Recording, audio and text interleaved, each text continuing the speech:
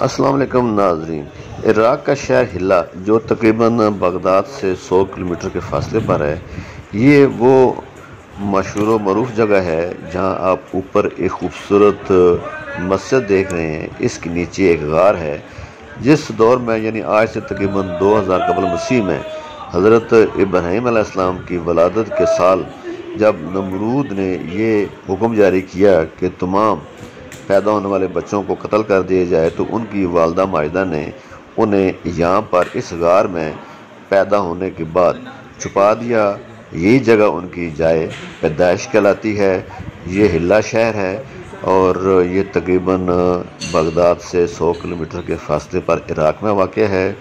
بابل کا شہر بھی پاس ہی تھا اور نمرود کے خوف اور ڈر سے یہاں پر ان کی پیدائش ہوئی، اور کچھ روایات کے مطابق یہ تھا کہ 7 سال اور 10 سے 15 سال کی بھی کچھ معلومات ملتی ہیں، یعنی 2000 قبل مسیح میں یہاں پر جب پیدا ہوئے تو ان کو اس غار میں چھپا کر رکھا گیا۔ یہ وہ سامنے جگہ آپ دیکھ رہے ہیں، یہ وہ جگہ ہے جہاں حضرت ابراہیم علیہ السلام کی ولادت ہوئی۔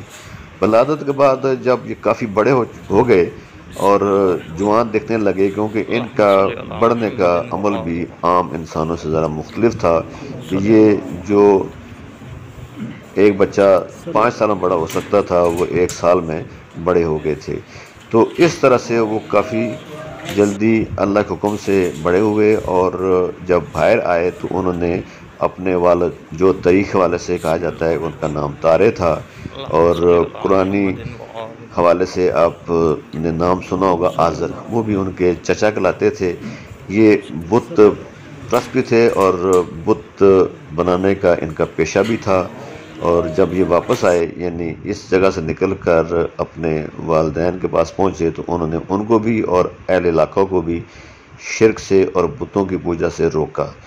جی خواتین و حضرات، یہ جگہ آپ جو سامنے دیکھ رہے ہیں یہ نمرود کی تعمیر کردہ وہ جگہ تھی جہاں ایک بہت عظیم و شان قسم کا ایک مینار بھی بنایا تھا اور محل نما حصہ تھا۔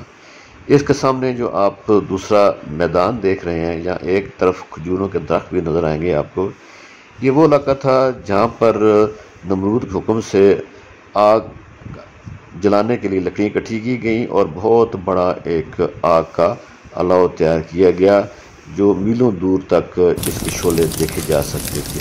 نمرود کے بارے میں جو تاریخ بتاتی ہے کہ یہ شنار کا بادشاہ تھا جس کا قصہ بائبل میں بھی درج ہے۔ اس بادشاہ کا نام نمرود بن کنان بن سام بن نو تھا۔ اس کا پایا تخت بابل تھا۔ اس کے نسب میں کچھ اختلاف بھی ہے۔ حضرت مجاہد فرماتے ہیں کہ دنیا کے مشرق و مغرب کی سلطنت رکھنے والے 4 جن میں سے 2 مومن اور 2 کافر ہوئے ہیں، حضرت سلمان بن داؤد اور حضرت ذوالقرنین، اور کافروں میں نمرود اور بخت نصر تھے۔ مفسرین کا یہ بیان بھی ہے کہ نمرود بن کنان بہت جابر بادشاہ تھا۔ سب سے پہلے اس نے تاج شاہی اپنے سر پر رکھا تھا، اس سے پہلے کسی بادشاہ نے تاج نہیں پہنا تھا۔ یہ لوگوں سے زبردستی اپنی پرستش کرواتا تھا اور کہان اور نجومی اس کے دربار میں بکثرت اس کے مقرب تھے۔ نمرود نے ایک رات خواب دیکھا کہ ایک ستارہ نکلا، اس کی روشنی میں چاند، سورج وغیرہ سارے ستارے بے نور ہو کر رہ گئے۔ کہانوں اور نجومیوں نے اس خواب کی یہ تعبیر دی، ایک ایسا فرزند پیدا ہوگا تیری اس نسل میں جو تیرے بادشاہی کے زوال کا باعث ہوگا۔ یہ سن کر نمرود بے حد پریشان ہوا اور اس نے حکم دیا کہ میرے شہر میں جو بچہ پیدا ہو وہ قتل کر دیا جائے۔ اس طرح سے تمام علاقے میں بچوں کو قتل کر دیا گیا، لیکن اللہ کے حکم کو کون ٹال سکتا ہے۔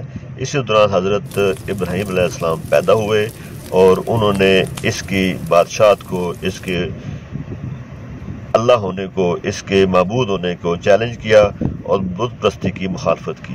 اسی نتیجے میں اس نمرود نے اپنے نجومیوں اور وزیروں اور کہانوں کے مشورے سے اس میدان میں ایک بہت بڑا آگ کا الاؤ تیار کرایا اور حکم دیا کہ اس کے اندر ابراہیم علیہ السلام کو پھینک دیا جائے۔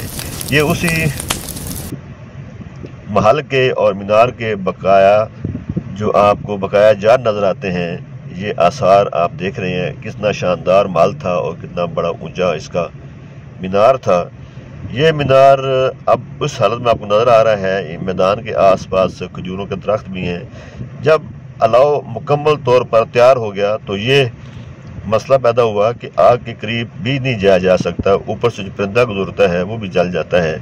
तो इनको यानी हज़रत इब्राहीम अलैहिस्सलाम को आग में कैसे फेंका जाए। तो उसी वक्त कहते हैं कि उसके पास शैतान आया, उसने उसको मशवरा दिया कि एक ऐसी गुलेल या मंजनीक बनाई जाए जिसमें हज़रत इब्राहीम अलैहिस्सलाम को डालकर आग के अंदर फेंका जाए। एक बहुत बड़ी गुलेल तैयार की गई या मंजनीक तैयार की गई और हज़रत इब्राहीम अलैहिस्सलाम को उस आग में फेंका गया। लेकिन जैसे ही आप आग में पहुँचे तो आग अल्लाह के हुक्म से गुलो गुलजार हो गई और उनके लिए एक तरह से जन्नत के बागों में से एक बाग बन गई। कुछ रवायत मुताबिक 7 दिन, कोई 10 दिन रवायत है, 13 दिन का भी तारीख में मिलता है। आप उसी आग में रहे। जब आग ठंडी हुई तो आप उसमें से ऐसे निकल कर आए जैसे वो ज़िंदगी में पहले अपने हालात के साथ गुजर बसर कर रहे थे। और इसको देखकर वो इतने हैरान हुए और कई लोग तो उन पर ईमान लेकर आए, लेकिन जो शकील कल्ब थे या जाबर और जालिम थे उन्होंने उनकी बात ना मानी। हज़रत इब्राहीम अलैहिस्सलाम पहले पैगंबर थे जिनको अल्लाह ने मुसलमान नबी, पैगंबर, अबुल अंबिया, खलीलुल्लाह, अमामुन नास और हनीफ कहकर पुकारा।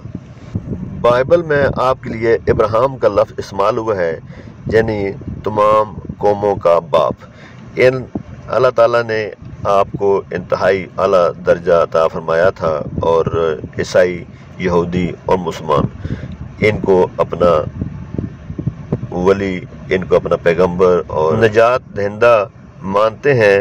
तारीख़ में जो अंबिया आए हैं, उलुल अज़्म पैगंबरों में से सबसे बुलंद दर्जा हज़रत इब्राहीम अलैहिस्सलाम का है और तमाम जो अब तक आखिर ज़मान नबी करीम सल्लल्लाहु अलैहि वसल्लम तक पैगंबर आए हैं उन सब के जद माने जाते हैं।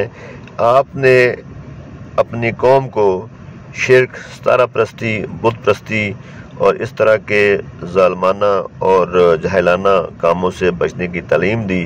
आप फिर बाबल शहर से सफ़र करते हुए शाम, तुर्की, लेबनान, फ़लस्तीन और मिस्र तक का सफ़र किया। उसके बाद मिस्र से आपने मक्का तरफ हिजरत करके वहाँ पर अपने बेटे और बीवी को छोड़ा। मक्का की वादी में बाकायदा तौर पर दीन हनीफ यानी खुदा ताला के असली मज़हब, खुदा ताला की इबादत की जगह मक्का तमीर किया गया और हज़रत इब्राहीम अलैहिस्सलाम ने अबू कबैस पहाड़ पर चढ़कर उस वक्त दुनिया के तमाम लोगों को बैतुल्लाह के तवाफ़ की दावत दी और तब से अब तक दुनिया का सबसे अजीम शान और मुतबर्रक मज़हब इस्लाम ही है, जो एक वहदहु ला शरीक की इबादत करने की तालीम देता है। बुनियाद उनकी हज़रत इब्राहीम अलैहिस्सलाम ही थी, जो अब तक ये कायम और दायम है।